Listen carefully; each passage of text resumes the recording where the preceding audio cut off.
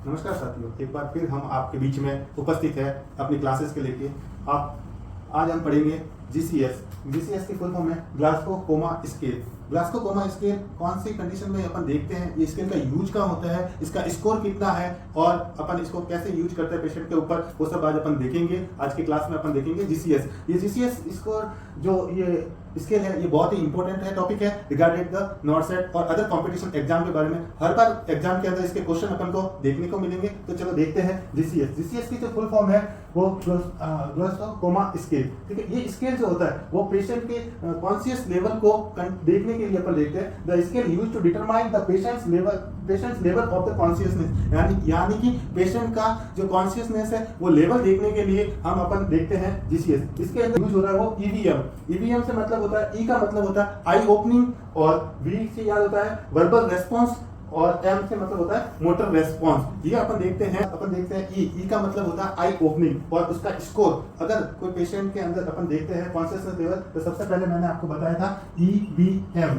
ठीक है, ईवीएम में अपन पहला ले रहे हैं ई, यानी कि आई ओपनिंग और उसके स्कोर। स्पॉन्टेनियस, अगर कोई पेशेंट सोया हुआ है उसको अपन बुला रहे हैं उसके नाम से, तो फिर अचानक अपना आई ओपन कर रहा है, तो उसको अपन जो स्कोर देंगे वो 4 नंबर देंगे, यानी 4 स्कोर देंगे। और टू वर्बल कमांड, अगर उसको कमांड देके वर्बल कमांड करके अपन बोल रहे हैं तो वो उसको अपन स्कोर देंगे 3।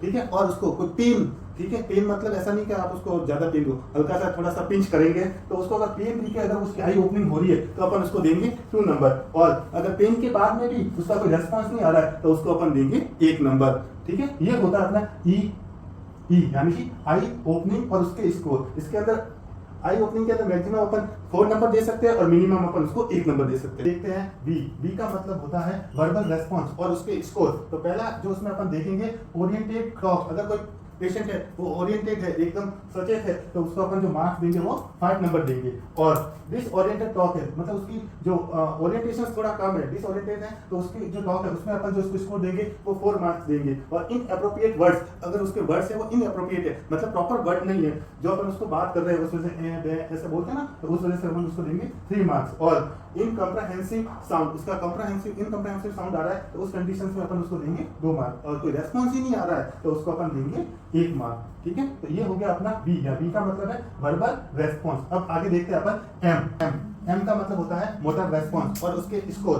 ठीक है, मोटर रेस्पॉन्स में अपन देखेंगे ओबेज वर्बल कमांड। अगर कोई पेशेंट है, अपन उसको बोल के उसके वो अपने कमांड को फॉलो कर रहा है तो अपन उसको देंगे 6 नंबर। जैसे अपन उसको बोलेंगे कि अपना राइट हैंड अप कर, तो वो अपना राइट हैंड अप कर रहा है, तो मतलब ये होता है वर्बल कमांड, और उसको अपन देंगे 6 मार्क्स। फिर अपन देखेंगे लोकलाइज पेन स्टिमुलेट। अगर वर्बल कमांड पे हाथ ऊपर नहीं कर रहा है या फिर अपना वो कमांड फॉलो नहीं कर रहा है, और फिर अपन देखेंगे लोकलाइज पेन स्टिमुलेट। फिर अपन हल्का सा उसको पिंच करके देखेंगे कि भाई उसको पेन दे रहे हैं, तब वो स्टिमुलेट हो रहा है कि नहीं हो रहा है। अगर हो रहा है तब अपन उसको देंगे 5 मार्क, अदरवाइज अपन आगे चलेंगे। ठीक है, नॉर्मल फ्लेक्शन चेक करेंगे। नॉर्मल फ्लेक्शन के अंदर विड्रॉवल देखेंगे, अगर नॉर्मल फ्लेक्शन उसके सही है तो अपन उसको 4 मार्क देंगे, अदरवाइज अपन उसको आगे चलेंगे। फिर देखेंगे एबनॉर्मल फ्लेक्शन में अपन देखेंगे डिकॉर्टिकेट, वो उसमें अगर वो हो रहा है तो अपन देंगे उसको 3 मार्क्स। ठीक है, फिर अपन देखेंगे एक्सटेंशन रेस्पॉन्स अगर उसका सही है, यानी अपन ने थर्ड मार्क्स देने के लिए अपन उसको देखा था डिकॉर्टिकेट, और अगर 2 मार्क्स है उसके लिए डिसेरेब्रेट। ये डिसेरेब्रेट और डिकॉर्टिकेट, इसके अंदर कंफ्यूजन ज्यादा हो रहा है, इसके लिए आपको दोनों को थोड़ा ध्यान से देखना पड़ेगा।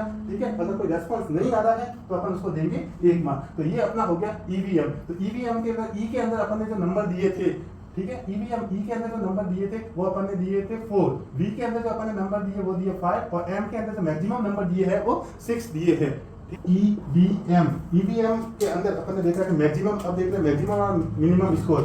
आपको बताया था कि ई का कितना होता है स्कोर, अपन मैक्सिमम 4 दे सकते हैं, बी यानी वर्बल रेस्पॉन्स का अपन 5 दे सकते हैं, और मोटर रेस्पॉन्स का अपन दे सकते हैं 6। अब इन सबका स्कोर अपन देखते हैं। अगर मैक्सिमम रेस्पॉन्स विल बी 3, अगर किसी पेशेंट का 3 रेस्पॉन्स आ रहा है ज्यादा से ज्यादा, मतलब ईवीएम तीनों को मिला के अगर 3 रेस्पॉन्स आ रहा है तो वो पेशेंट है कोमा के अंदर है और डीप कोमा के अंदर है। और मैक्सिमम रेस्पॉन्स अगर 15 आ रहा है या 15 आ रहा है तो वो फुली कॉन्शियस पेशेंट है। ठीक है, और अगर लेस देन 8 आ रहा है तो वो मतलब कोमा की ओर है या कोमा के अंदर है, और 9 से अगर 12 उसका स्कोर आ रहा है तो वो मॉडरेट ब्रेन इंजरी के मॉडरेट ब्रेन इंजरी है, और 13 से अगर 15 यानी 13 से 15 अगर उसका स्कोर आ रहा है तो वो है माइनर ब्रेन इंजरी। तो आपको ये देखना है कि इसका मिनिमम स्कोर है वो है 3 और मैक्सिमम स्कोर है वो है 15। ठीक है, एक बात ध्यान रखना, इसका स्कोर 0 नहीं होता है, ध्यान रखना। नॉर्थ साइड के एक बार एग्जाम में अभी पूछा गया था, मिनिमम स्कोर 0 और 3 के बीच में बहुत कंफ्यूजन देखने को मिला था, लेकिन आपको ध्यान रखना है कि जो मिनिमम स्कोर है वो इसका 3 है, मैक्सिमम स्कोर है वो